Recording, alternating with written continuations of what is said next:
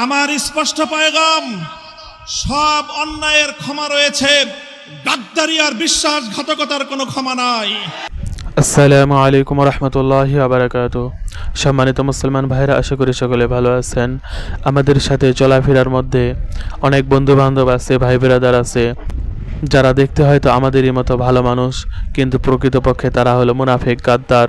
তারা ইসলামের দুশ্মন, তারা আমাদের সকলের দুশ্মন। আর আল্লামা মামুনুল হক সাহেব মুক্তির পরে সেই সমস্ত গাদ্দারদেরকে, মুনাফিকদেরকে কঠিন হুঁশিয়ারি সংকেত দিলেন। তাই ভিডিওটি শেষ পর্যন্ত দেখার জন্য চেষ্টা করবেন আর সেই সমস্ত গাদ্দার থেকে বেঁচে থাকবেন। তো চলুন ভিডিওটি দেখে আসি। আমার স্পষ্ট পয়গাম, সব অন্যায়ের ক্ষমা রয়েছে, গাদ্দারি আর বিশ্বাসঘাতকতার কোনো ক্ষমা নাই। আল্লাহর জমিনে আল্লাহর দ্বীনের ঝান্ডা সমুন্নত রাখতে, আল্লাহর পয়গম্বরের ইজ্জতের হেফাজত করতে, এদেশের নাস্তিক্যবাদকে রুখতে, এদেশে ইসলামকে উপড়ে ফেলার সকল ষড়যন্ত্রকে রুখার জন্য যদি এর চেয়ে বড় ত্যাগ এবং কোরবানির প্রয়োজন হয়, হাসি মুখে আমরা সেই ত্যাগ করতে প্রস্তুত রয়েছি। জীবন দিতে হলে জীবন দিতে প্রস্তুত রয়েছি। সন্তানদেরকে যদি এতিম করতে হয় সেজন্য আমরা প্রস্তুত রয়েছি। স্ত্রীদেরকে যদি বিধবা করতে হয় সেজন্য আমরা প্রস্তুত রয়েছি। মায়ের বুক যদি আমাদের খালি করতে হয়, আমাদের মায়েরা বুক খালি করে চোখের অশ্রুতে তাদের কলিজার টুকরা সন্তানদেরকে মাটির নিচে খোদার হাতে সুপর্দ করবে। কিন্তু ইসলামের জন্য, ইসলামের বিপক্ষ কোনো শত্রুর সাথে এক মুহূর্তের জন্য আপোষ করতে প্রস্তুত নয়। আগামী দিনে ইসলামের কথা বলার অপরাধে, আল্লাহর পয়গম্বরের ইজ্জতের পক্ষে কথা বলার অপরাধে, শাপলা চত্বরের আমার ভাইয়ের রক্তে রঞ্জিত শাহাদাতের কথা বলতে গিয়ে হাটহাজারিতে আমার যে সকল সন্তানদের বুকগুলোকে জালিমের বুলেটের আঘাতে ঝাঁঝরাতে হতে হয়েছে, ব্রাহ্মণবাড়িয়ায় যেভাবে পাখির মতো গুলি করে আমার সন্তানদেরকে শহীদ করা হয়েছে, সেই সন্তানদের পক্ষে কথা বলতে গিয়ে আমাদের কণ্ঠ যদি আবার চেপে ধরবার চেষ্টা করা হয়, তাহলে আপনারা রাজপথে তার মোকাবেলা করবার জন্য প্রস্তুত থাকবেন কিনা?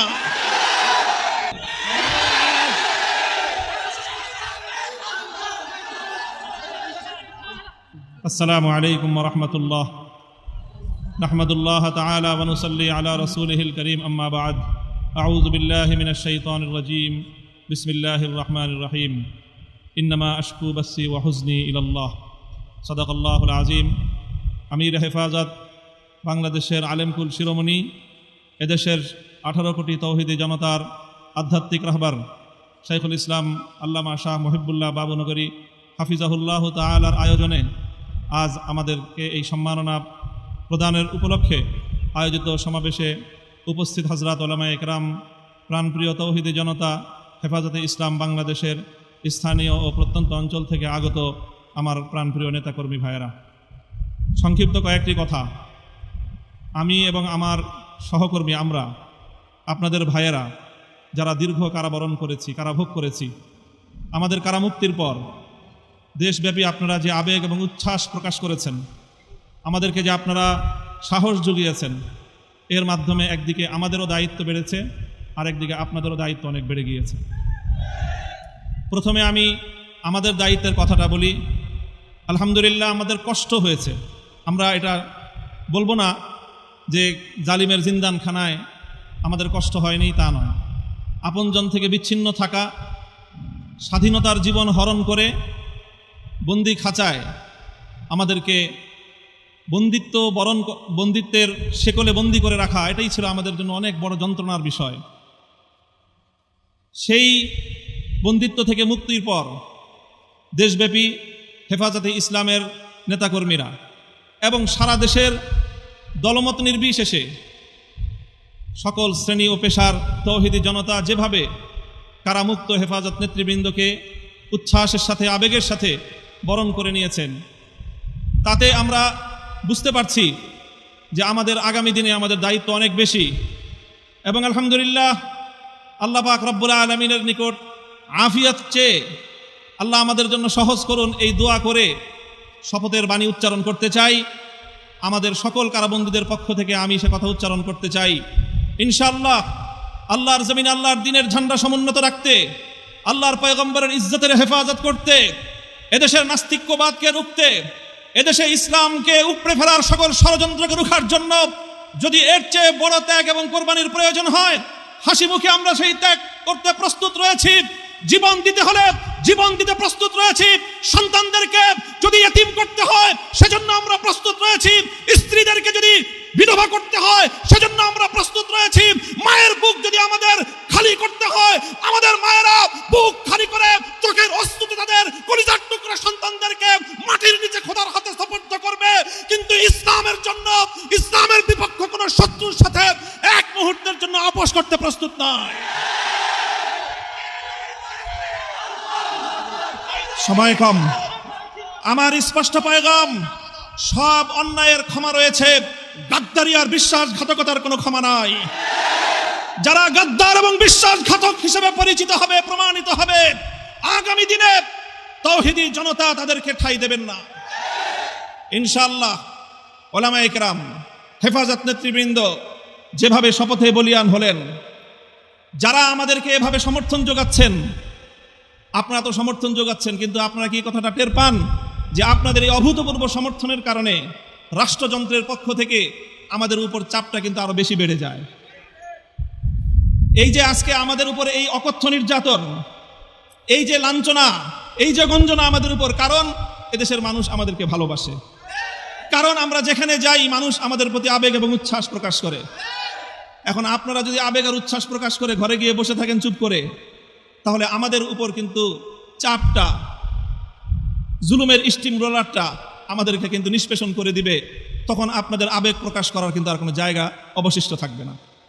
এই জন্য আমি আজ আমাদের আমির, এই জনপদের সকল আলেম ওলামার আমির, এই জনপদের কোটি কোটি তৌহিদি জনতার অবিসংবাদিত আধ্যাত্মিক রাহবার আল্লামা মুহিবুল্লাহ বাবুনগরীর এই মজমাকে সারা দেশের প্রতিনিধিত্বশীল মজমা হিসেবে গ্রহণ করে আমি এ জাতির কাছ থেকে জিজ্ঞাসা করতে চাই, আগামী দিনে ইসলামের কথা বলার অপরাধে, আল্লাহর পয়গম্বরের ইজ্জতের পক্ষে কথা বলার অপরাধে, শাপলা চত্বরের আমার ভাইয়ের রক্তে রঞ্জিত শাহাদাতের কথা বলতে গিয়ে হাটহাজারিতে আমার যে সকল সন্তানদের বুকগুলোকে জালিমের বুলেটের আঘাতে ঝাঁঝরাতে হতে হয়েছে, ব্রাহ্মণবাড়িয়ায় যেভাবে পাখির মতো গুলি করে আমার সন্তানদেরকে শহীদ করা হয়েছে, সেই সন্তানদের পক্ষে কথা বলতে গিয়ে আমাদের কণ্ঠ যদি আবার চেপে ধরবার চেষ্টা করা হয়, তাহলে আপনারা রাজপথে তার মোকাবেলা করবার জন্য প্রস্তুত থাকবেন কিনা?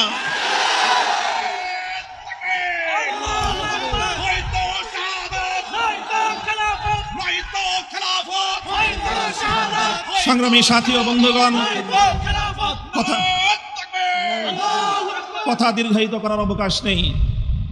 আমি আমার দীর্ঘ কারাবন্দিত্বের সময়ে আল্লাহ পাক রব্বুল আলামিনের রহমতের উপর আমার আস্থা, অবিচল বিশ্বাস ছিল যে আল্লাহ রব্বুল আলামিন নতিজা ভালো করবেন, উত্তম ফলাফল আমাদেরকে দিবেন, সেই আস্থা এবং বিশ্বাস ছিল।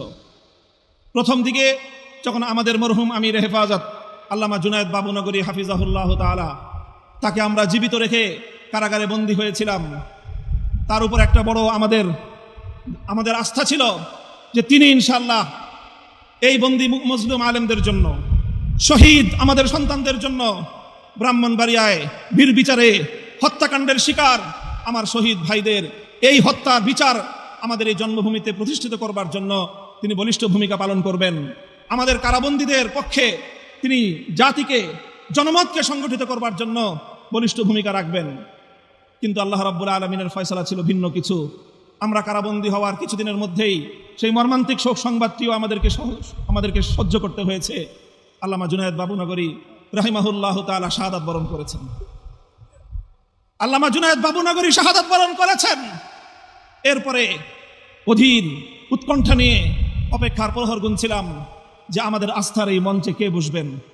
যখন জানতে পারলাম ওলি ইবনে ওলি, এ জাতির শ্রেষ্ঠ সন্তান, আস্থার মূর্ত প্রতীক আল্লামা শাহ মুহিবুল্লাহ বাবুনগরী হাফিজাহুল্লাহ তাআলা ইমারতের এই ঝান্ডা তিনি নিজ হাতে তুলে নিয়েছেন, সিজদায় শুকর আদায় করেছি, আস্থায় বুক বেঁধেছি যে ইনশাআল্লাহ একদিকে তিনি আরশের মালিকের সঙ্গে রাতের বেলায় চোখের অশ্রু ছেড়ে তিনি এই সংকট উত্তরণের জন্য আল্লাহ পাক রব্বুল আলামিনের সাহায্যকে জমিনে টেনে আনবার জন্য চেষ্টা করবেন, অপরদিকে তিনি জীবন দিবেন, কিন্তু কোনো জালিমের রক্তচক্ষুকে পরোয়া করবেন না, কোনো জালিমের সামনে তিনি মাথা নোয়াবেন না। এই আস্থা ছিল এবং আলহামদুলিল্লাহ আমার উপলব্ধি হলো এই যতটুকু আস্থা সূচনাতে ছিল, আজ পর্যন্ত আমরা আমাদের আমির হেফাজতের থেকে তার আচার আচরণ, তার ভূমিকা আমাদের আস্থার চেয়ে বহুগুণ বেশি পেয়েছে। আমাদের আমির আল্লাহর পক্ষ থেকে আমাদের জন্য অনেক বড় নিয়ামত। ইনশাআল্লাহ আমির হেফাজতের হাতকে যদি আমরা এভাবে শক্তিশালী রাখতে পারি, এদেশে আমাদেরকে জুলুম করতে পারবে, আমাদেরকে গুলি করে হত্যা করতে পারবে, কারাগারগুলোকে আমাদেরকে দিয়ে ভরপুর করতে পারবে। বাংলাদেশে কারাগারের সর্বমোট আসন হলো 70,000। কয় হাজার? আমরা শাপলা চত্বরে গিয়েছিলাম, কমপক্ষে হলো 20 থেকে 25 লক্ষ। 70,000 হেফাজতের কর্মীরা কারাবন্দী হবে, কিন্তু জালেমের সামনে মাথা নোয়াবে না। এই দেশের 1 ইঞ্চি মাটি নাস্তিক্যবাদ এবং ইসলাম বিদ্বেষের জন্য কারো হাতে ইজারা দেবে না ইনশাআল্লাহ। আল্লাহ পাক আমাদের সকলকে তৌফিক দান করুন, কবুল করুন। আমাদের আমির হেফাজত সহ আকাবিরিনদেরকে আল্লাহ পাক দীর্ঘ নেক হায়াত দান করুন। ওয়া আখিরু দাওয়ানা আলহামদুলিল্লাহি রাব্বিল আলামিন। আসসালামু আলাইকুম ওয়া রাহমাতুল্লাহ।